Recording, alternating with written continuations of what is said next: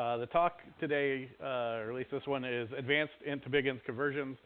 It's basically talking about dealing with data type problems at scale in generally high traffic 24/7 environments, all that good stuff that make all your problems harder. As a quick intro, Robert Treat, I help people do Postgres stuff. Most of this, I will post this online later. If you follow me on Twitter at RobTreat2, I'll put a link up. There's probably a version of these slides available publicly now, I think. If you ask me, like, I can definitely send you a copy or whatnot. We'll see. Quick ground rules. Okay to ask questions. Again, the slides should be online at some point. Feel free to take notes if you want to, but it is obviously not required. It's up to you. All the code you're going to see in here, I will warn you, there is some code. It's not designed for you to actually run it. I probably did use it in production at some point, like late at night when something was broken. So this is all based on real code, but some of this is like I went back in the notes or I looked in the server log and I pulled some stuff out. So, you know, your mileage may vary. I would strongly encourage you to not copy and paste this into prod. And I put some subtle bugs in there just to make sure nobody does that. But it should give you at least enough of an overview to see what you'll have to accomplish if you want to try to use this stuff. So, all right, so let's talk a little bit about the overflow problem. There's sort of the classic version of this data type problem that people tend to run into even still. And it usually the first time like you get a sign of this is you'll see this error message where you get this integer out of range. And like, I don't know that it's necessarily common. Like, you have to be running things long enough to get to it. The reason why this comes up is kind of the way that Postgres handles numbers, in quotes. I'm going to put that in quotes, in general. And there are other types that are around, but these are sort of the three most common that people run into. And so there's a small int type, a big int, and an integer. And usually what I find is that when people are doing schema design, they kind of look at like small int as like, if I need numbers that are very small, right, it goes up to 32,000 in value. So if I need a small number, like, that's fine. But they'll look at like the big int number and say like, that goes to, I believe that's 9 quadrillion or something like that. So it's a very large number. And they say like, well, I'm never going to need that much. And so that's too big. And then they look at the last one, which is integer, which is generally the default that most people think to use. It goes up to 2 billion. And you generally would say like 2 billion ought to be enough numbers for everybody. If you think about it, like if I could have 2 billion customers, like that would be great. I would love to have 2 billion customers or 2 billion users. If I could rent 2 billion widgets or whatever, right, like that would be good. So most people pick that 2 billion number thinking it will be good enough for a very long time and, you know, it'll be great. I'll make a note that the minimum value of these fields is not 0. And we will come back to that in the future before we get done. So, how do other ways people get into this? So I said most people end up picking an integer type, but there are other ways that this sometimes gets picked for you. If you have heard of the serial type, that's also commonly suggested for people to use as like an ID column in a table. You pick a serial type, and then it will auto-generate the number for you. So like the first row will get a 1, 2, 3, 4, on and on, and it's great. You'll see this in code like ID serial primary key. Under the hood, it's basically creating an integer type and then creating a sequence and tying that all together, kind of automating that piece. There is a big serial type that is also available in Postgres, but I find that like I guess people don't use it, but probably more realistically, most like frameworks don't make use of it. They just use the serial type, again, assuming 2 billion will be enough. If you do the big serial, it ties it to the big int column, and so it's one way to avoid this problem sort of ahead of time. But again, most people don't end up using that. There's also things like identity columns that you can use. So if you do like ID integer primary key, generated always as identity. It's very wordy. That might also work, but you might still end up with the wrong thing. So just keep that in mind. You may see other versions of schema that are in there where you're not necessarily picking the thing, or some code generation tool has generated this SQL for you because this is, you know, easy to port to other databases or whatever. And so you can end up with these integer columns. And in most cases, it'll probably be fine. But just realize, like, this is where I'm going. Like, so you'll have an integer column. You'll start to get an out of range with that. I don't really want to debate logical versus surrogate keys in this talk. That could be a different talk for other people or like a topic at the bar. I'm also not going to talk about UUID-based primary keys, which are also a thing, and also have many slides that could be spent on them or beers that could be had, and people could discuss whether those are a good idea or not.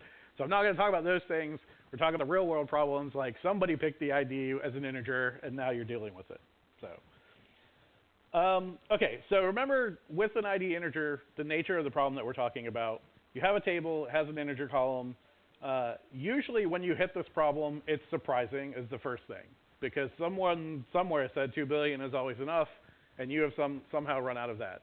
And you'll see this, like if you see it in a users table and say, we don't have 2 billion customers, so why do we have an integer out of range error, right? That should not have happened.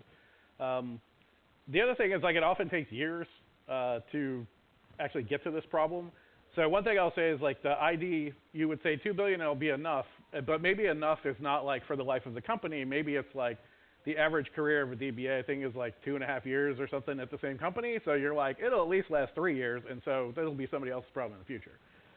So there are many reasons why somebody might pick this and why you might get stuck with it. The other thing is, of course, remember that it can be that you actually do have that much data. So if you have 2 billion rows of data in your table, the table is going to be fairly large in size, which will make it more difficult to actually work with the data when you're trying to get out of the problem, right? That's just going to make everything harder.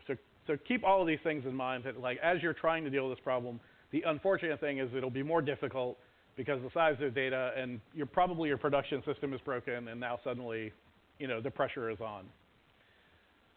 So we say, like, well, could we have avoided the problem? And people always like, let's go back to talking about that, because if we could just avoid this, that would be better. And so there's some ways people try to do that. You can try to use BIGINT where needed. Again, I said, because this is usually surprising, like people don't know really where they're going to need it, right? There'll be some feature that they didn't think was going to be 2 billion needed, and then suddenly it becomes something that people use in a different way. A good example, a long time ago, I remember Etsy had like a shopping cart ID that was supposed to be per person, and they thought like, well, this should never get that big.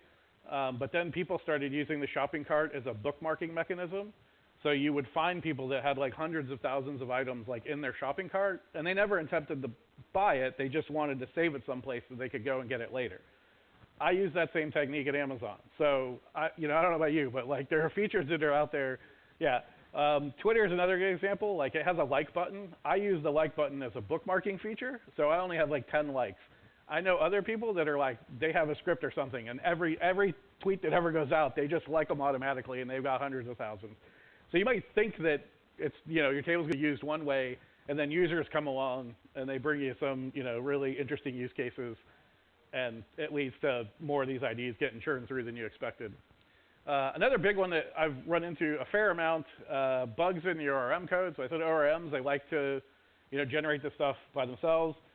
There was a very unfortunate bug in Django a few years back, where if you picked big serial as a primary key, it would create the serial as a BIGINT-based serial. So it would actually generate up to 9 quadrillion or whatever, but it would still create the column in the table as an integer field.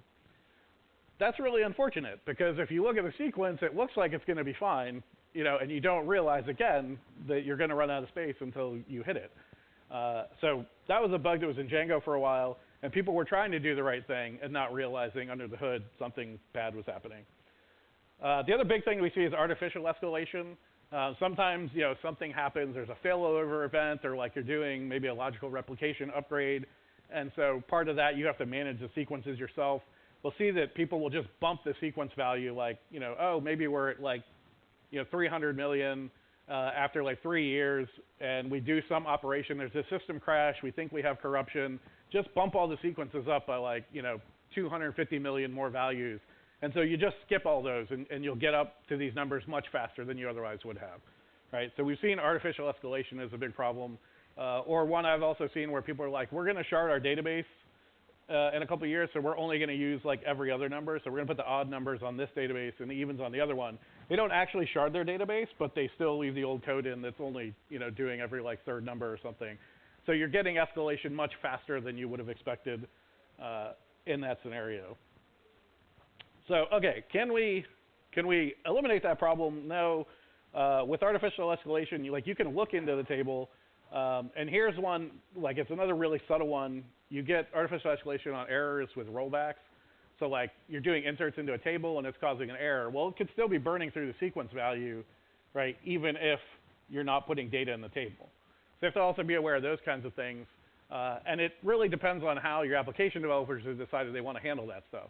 Right? I like to use the thing that like you put foreign keys into a system so that the errors will prevent problems, and you can rely on the database to help you with that. So that same thing can be a problem, if they say, well, we're going to rely on errors from the database and not do any checking ahead of time to see validity of our numbers.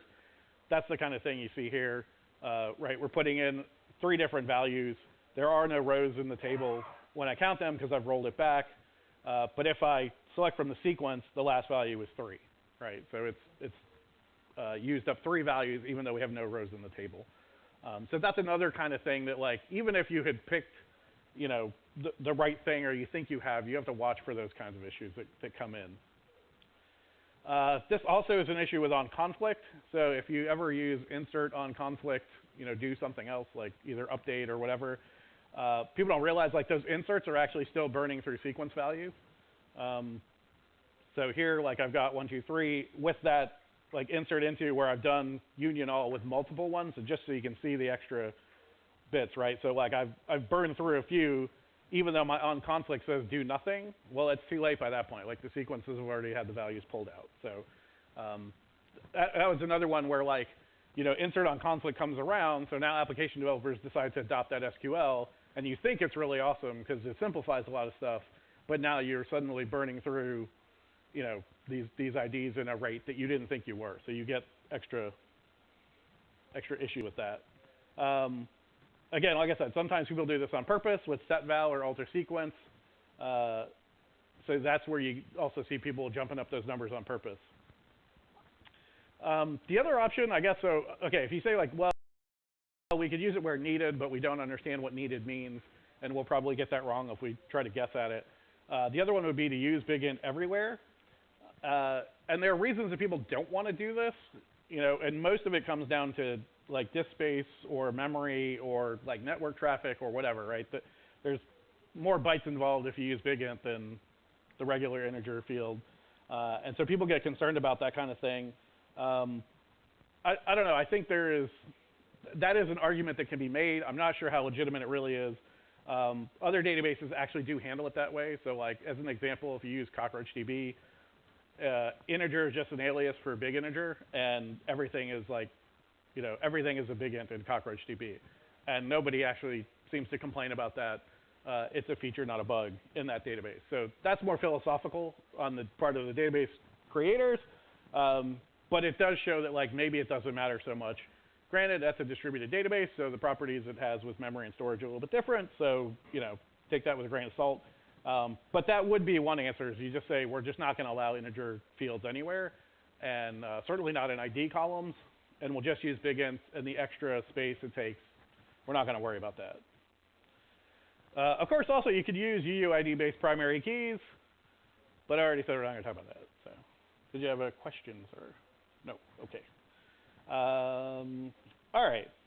So if we cannot stop it ahead of time, right, we're not going to be able to guess the future well enough to make sure we don't have this problem ever. Then the next solution would obviously be if we monitor the system well enough, then obviously we can stop any production problems. And then I have to remind people, and I think we often forget about this, and all of the systems that we work on are complex distributed systems. I know it may not seem like even a website thing, like WordPress or whatever is not that, but certainly at scale it becomes that. And even that, it's still a distributed system. So it's definitely hard to reason about our systems in a way and have enough knowledge to make sure you're always getting those assumptions correct. And I would tell you that there's no possible way you can actually do enough monitoring to avoid production outages. I don't think that should be like a hot take or anything, but some people seem to think it is. Which doesn't mean we shouldn't monitor at all. So just have limited expectations of how far you'll get. As an example, so one thing you could do You could have a quick monitor that just like selects the max ID from every table in your system, right? And if you graph that over time or set up alerts and say if it gets over 1.5 billion, then throw an alert and somebody will go look at it and we'll go and address the problem before we actually hit the integer overflow issue. That's probably fine. It does fall down really quickly though when you realize like if we have IDs, we probably have foreign keys, and those foreign key columns we have to be very careful about because we'll have to build extra indexes on them that we may not have needed otherwise, right? We may not have generally been querying against those on a child table. We just needed the referential integrity to make sure that that worked. You will definitely have to do it, and Postgres is not adding those indexes by default, right? You have to do that yourself. So make sure you have that. Otherwise, this will sequentially scan the table and may cause issues. Again, you can kind of try to work around that. I don't like many of these workarounds. So in billion row systems, I've found people often just drop the foreign keys because that gets rid of a whole set of problems that you might run into, usually around locking or performance or whatever. Of course, the problem with that is then like it's harder to actually find which ones are foreign keys and not foreign keys, like if you haven't defined it. This monitoring thing also, if you have like integer arrays, an array of values from another table, that's not going to work. Externally referenced IDs, so as you really do start to scale up and you start getting multiple databases and you're reusing IDs like maybe from external APIs and putting those in your system, that is much harder to track, to realize even where these numbers are coming from. You can still graph them maybe, but watch out for that. And then of course you can also have integer columns that aren't part of a foreign key, and that might be something you need to deal with. It's not an ID and it's not a foreign key. We still have to monitor those. So that's great if you know all those, but again, like you're sort of assuming you'll be able to catch every use case in your monitoring and set up these types of queries. I did put together a query that is fairly simple, if not easy to read, and will not possibly fit on any given slide. But you can get slides online, and this is probably the one piece of code that I think will actually work if you were to copy paste it. That basically looks at the statistics information within Postgres. And what it basically says is it goes and it looks in there in PG attribute, PG class, PG namespace. It says go ahead and look in all of those. I need every column that is either like an integer or a BIGINT or maybe an int array. You can kind of fudge that as necessary to get those columns back. And then it goes and it grabs the min and max values from PG stats that we have collected when you run analyze. Right? So if you're not aware, under the hood, when you run an analyze on a table, Postgres is sampling that table and looking at what is the smallest value and what is the largest value that I've seen in that table, and storing that information in the PG stats table. So we can go use that and take a look at it and say, what does Postgres think are the largest values in there, or what are the smallest values and whatnot. We kind of smash all that data together, so I have to do this for each different column type, and then I can put it all together. And then sort of select that back out. So that last piece, this will give it to you if you run it in like PSQL to see the data pretty easily. You can obviously change that because we've got them in CTEs to be whatever output you need. So if you were doing like a Nagios check, you probably want like a count on something or whatever, some filtering in there to return like error or not error or whatever, depending on what you need for the system that you're running. So that works. It's definitely much faster because PStats is not that big and you're not scanning these large tables. Even with that query though, like I felt really smart when I finally worked that out, and there's some definitely tricky bits in that when it comes to data type matching and stuff. But even this is not foolproof. It is only as good as your last analyze. So if you're not analyzing your tables regularly, the largest value it's going to find is from whenever the last time you analyzed was. On most systems at that level of operation, we analyze them a lot. Sometimes that leads to different problems. So watch out for that. This also doesn't really help you with negatives. And I'll talk a little bit more about that in a minute. This also isn't going to really protect you from artificial escalation, depending on how quickly you jump through those numbers. Right? So if somebody bumps it up really fast, you may catch it, but you may not have time to respond. So very hard to like really stamp this problem out and not have it at all. Probably the only real way, specifically with integers, is to just say we're not going to use integer data types. But a lot of the techniques you're going to see here is like, well, if I run into problems with other data types and I need to convert them, these will help you with those types of problems as well. So talking about the overflow, though, all right, so we see this integer out of range. If you get that in production, somebody calls you and says, the system is not working anymore, like we can't sell our widgets, we're having this error, what does that mean, right? And you're like, you saw that in test, right? And they're like, no. Okay, so now your production system basically stops taking orders, and that's bad. If you need an emergency brake, like here's, like pull this handle, and we can get our business up and running, this will probably work. Which is to do an alter sequence and then pass in whatever the sequence name is on that table, and then change the min value and a restart value and set it to the negative max for that data type. So in this case, if we're integer, I'm going to set it to approximately negative 2.1 billion. That will probably work. What will happen is like the numbers will go negative and then they'll start counting back towards 0. So however long it took you to get to 2 billion the first time, if you're lucky, you now have that much time to resolve this issue, and fix whatever needs to be fixed or change the data type, which is probably what you're going to need to do. I will say be careful, brake, and just like an emergency brake, if your problem is you're going too fast, like the emergency brake helps with that. If your problem, but when you do stop like that, like it's really hard to control a car when you like just pull the emergency brake at like 20 miles an hour. Don't ask me how I know that. So you will be spinning a little bit out of control. Yes, sir? Say again?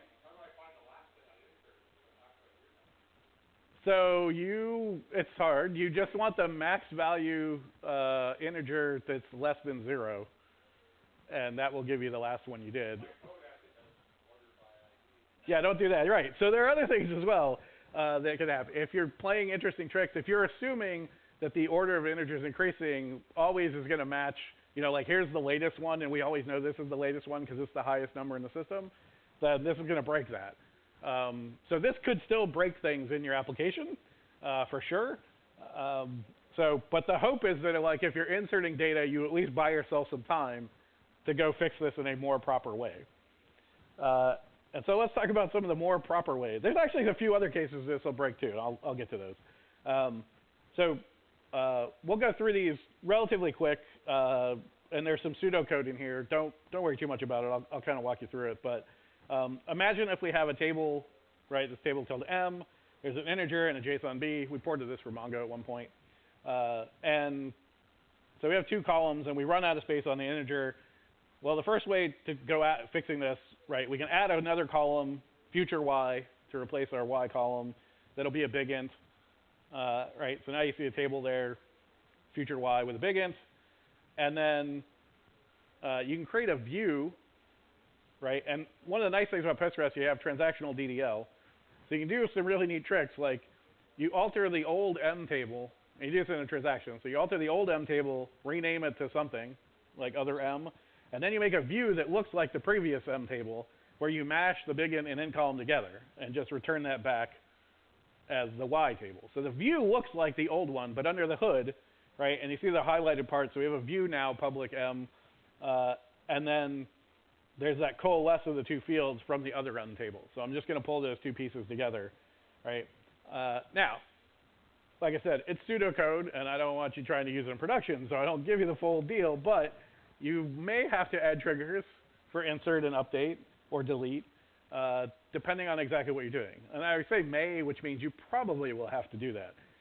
You may not need all of those. Like if it's an insert-only table, obviously you don't need triggers for update and delete. But you'll probably have to do an insert where you're mapping data around. But this will buy you time to allow you to start backfilling all of the data that was in the first column into that new column that we built. And that's a slightly painful situation, but you backfill all that data, right? So you do an update of every row in the table, and that's only 2 billion updates, so hopefully it doesn't take too long. But at least you're taking new data in, right, while that's going on. And then when you get done with that, again, we make use of that transactional DDL. We can drop the view that we had. We alter the table other M, and now we rename the future Y column to Y, and commit all that. And now you look at the M table, and you've changed it from Y as an integer to Y as a big integer. Watch that sequence, though, because if you haven't addressed your sequence problem, that could bite you.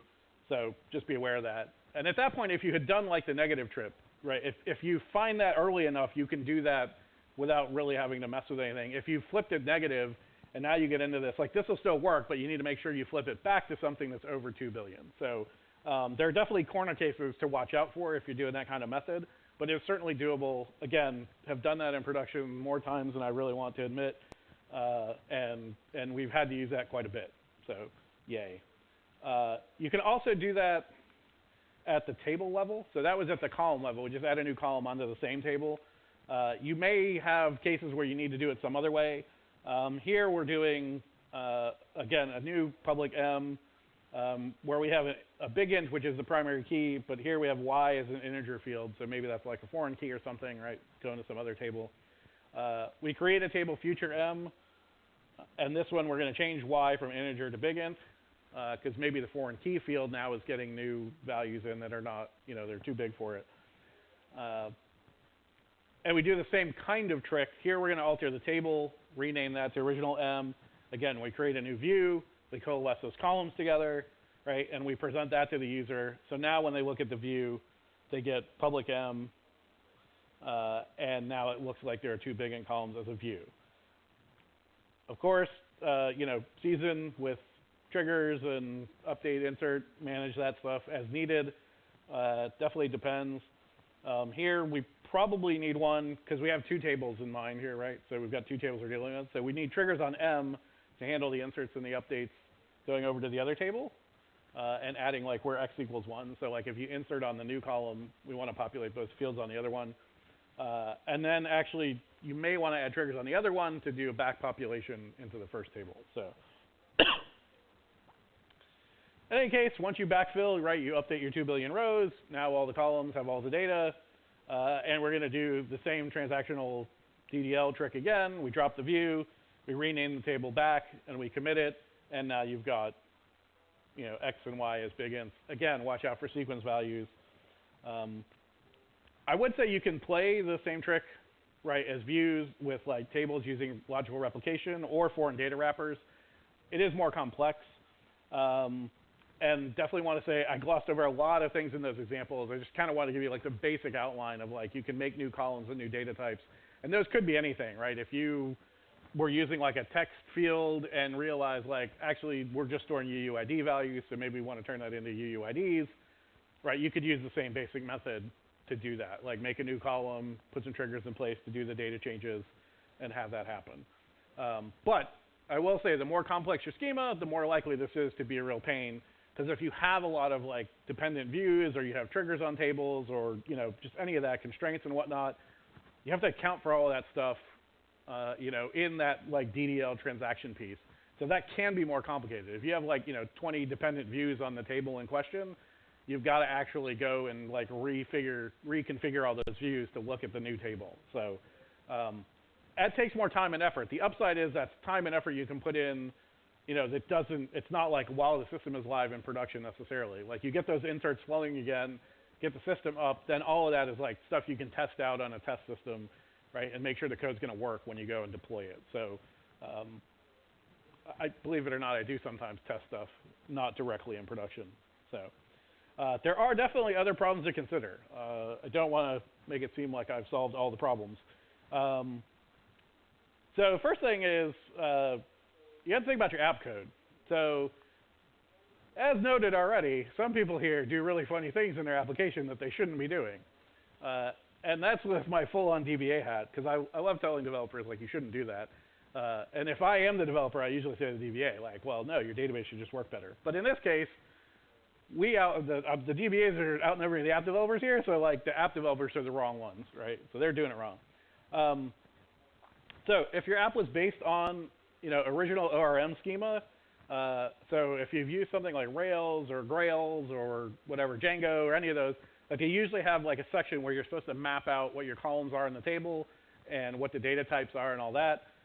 You have to make sure you go back and update those models within either like the Django or the Rails code, right? Not just within the database. You need to do it in production out of band of what you're doing inside your app structure.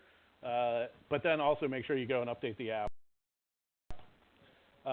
Another really fun thing that you might run into is, what number types does my language support? And are those the same as what my database supports? So like, let's say you're using a language where it uses unsigned ints instead of ints. And the simple way to think about it is if an integer is like negative 2.1 billion to positive 2.1 billion, an unsigned integer is 0 to 4.2 billion, right? So it's all in the positive space. So when you do that emergency break, I'm going to flip it to negative and that'll solve all my problems. Well, if your programming language doesn't know how to deal with a negative number because it thinks it's an unsigned int, that's not actually going to solve your problem. You're in real trouble now, and I apologize, but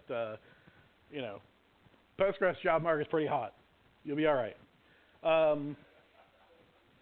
Just saying.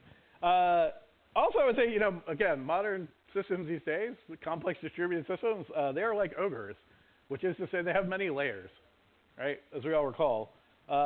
Let's say you're getting values from like an API, or you're feeding values into an API from an integer field, and you've published some public spec that says this API returns integer values. And now you switch it to BIGINT values.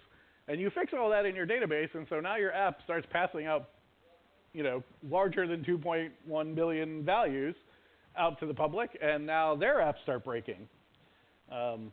If you have a compiled app where it's compiled in to believe it's going to be an integer, and now you're giving it values that aren't that way, you have to like recompile the app. If you'd like to put those two ideas together, imagine you have a mobile app that has been told it's going to get integer values, and now you need to recompile the mobile app. And the good thing about that is when you recompile a mobile app with an integer overflow fix, there's actually a little flag you can push when you push it to like Google or Apple that tells them, I have an integer overflow problem. Please put this out immediately to all people who are downloading our app and have them update it. And so it'll get through the approval process like instantaneously, basically. Like they just fast, I'm making all that up. Yeah. So if you have that kind of situation with a distributed application where you've sent out code to people, like you have to figure out like how do we get them the new code so they can actually get the new values from the API that we're doing. And if you have multiple apps hitting that database, right, every app has to go and make sure that it's still going to work. That leads me to another little piece of code idea that I've run into that I've had to use. Here's where I create a new primary key selecting function, right? So if you think about the normal definition where you have ID and then it's like next val off of a sequence, next val is just a function. And in Postgres, you can sub in pretty much any other function as long as it does the right stuff, meaning gives you the data, data that fits in the data type. You can put another function in there and change it from next val. So we've generated different versions of this where we're going to generate a primary key ID. And the way that I've set this one up, we're going to randomly send values through the system. And in this case, we will pick from which sequence we want to actually pull the value from. So we have our regular like PKID sequence. Maybe that's the default one that was on the table, right? That's the one that ran you out of space. And now we have an experimental primary key ID sequence. And in that one, we can set the sequence value to negative. We can put it to like 4 billion to see if there's an unsigned int problem. Whatever we need to do. We can go to 9 billion and make sure that like that's going to work. So you can play around with those values. And then the idea is you just feed those values through your system, right? So like 1% of your traffic is going to get these. And also, because this is in a function, you can change the function definition without having to do DDL on the table. So you can also make those experiments really easy to turn on and off. And you can decide whatever is the right percentage. So we usually would go with like 1% or less. Maybe you want 10% or whatever. And you can put more logic into that if you want to, right? You could say like maybe if we see this as an insert on an employee versus a customer or something, like let's send the fake values through. But it allows you to seed those values through your system. Because honestly, like I've found most people don't really know. If you tell them like, hey, we need to switch, this positive number to a negative number, is that going to break your mobile app? Like the mobile app people don't know. Like, they're just not going to know. I'm sorry. Like, so the only way to really know for sure, and it's not even their fault, right? Like there's 7 different API layers away from the database.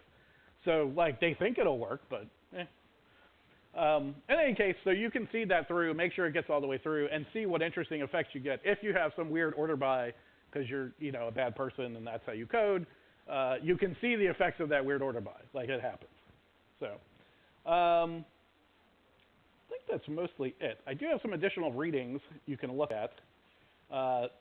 And so we talk about some of these. I'm not going to say where some of these ideas were generated from, but it turns out, totally coincidentally, DoorDash has a couple of blog posts that they've put up, and I include these as slides. I'll put the slides online, or I think if you Google advanced INT to BIGINT conversions, you probably can find these slides. I think I already have them on my SlideShare account. But there's a couple of different ones where they talk about these same techniques of using, triggers and multiple views and that kind of thing in order to reshape their data and like clean up situations.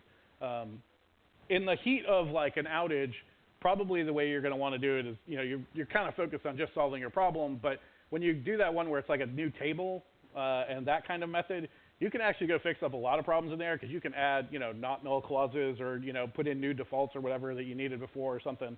Like any of those, anything you want to clean up, you can do other fields that aren't the integer problem, but like you just want to change some other data types.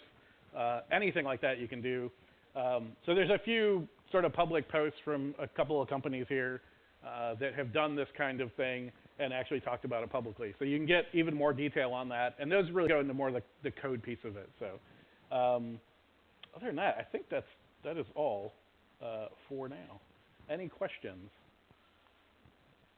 Any application developers want to heckle me some more? No? Okay, good. All right, well then I guess we're good. Thank you, everybody.